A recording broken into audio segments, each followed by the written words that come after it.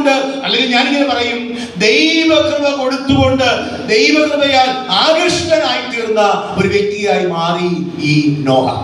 അപ്പൊ ഞാൻ ചിന്തിച്ചു, അത്രയും വഷളത്വമുള്ള ഒരു സമൂഹത്തിൽ നോഹ ജീവിക്കുമ്പോൾ നോഹയ്ക്ക് ലഭിച്ച അനുഗ്രഹം എന്തായിരുന്നു? കൃപ.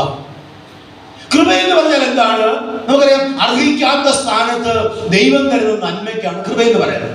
എന്നുവെച്ചാൽ നമ്മുടെ യോഗ്യത കൊണ്ട് ലഭിക്കുന്നതല്ല, ദൈവം മനസ്സലിവ് തോന്നി നമുക്ക് തരുന്ന ദാനങ്ങൾക്കാണ് കൃപ എന്ന് പറയുന്നത്. ഇപ്പൊ പൗലോസ് പറയുന്നുണ്ട്, ഞാൻ ആകുന്നത് ദൈവത്തിന്റെ കൃപയാലാണ്.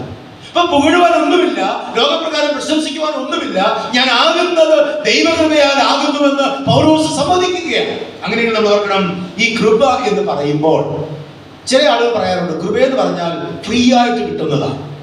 ശരിയാ, യോഗ്യതയില്ലാത്ത നമുക്ക് ദൈവം തരുന്ന ഒരു ദാനമാണ് കൃപ. പക്ഷെ അതിനൊരു ചെലവുണ്ട് കേട്ടോ. അത് മനസ്സിലാക്കണമെങ്കിൽ ഗ്രേസ് എന്ന വാക്കാണല്ലോ ഈ കൃപ എന്ന വാക്കിന് കൊടുത്തിരിക്കുന്നത്.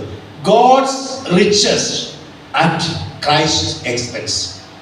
യേശുക്രിസ്തുവിനെ ദൈവം നമുക്കായി നൽകിയതിലൂടെ ദൈവം മാനവരാശിക്ക് കൊടുത്ത അനുഗ്രഹമാണേത്? കൃപ.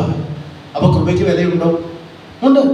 കൃപയ്ക്ക് വിലയുണ്ട്. കാരണം എന്താ? യേശുക്രിസ്തുവിന്റെ വിലയാണ്. കാരണം യേശുക്രിസ്തുവിൽ കൂടെയാണ് കൃപ ലഭിച്ചത്. വാക്യങ്ങളിലേക്ക് പോകുന്നില്ല, പറയുന്നുണ്ട്.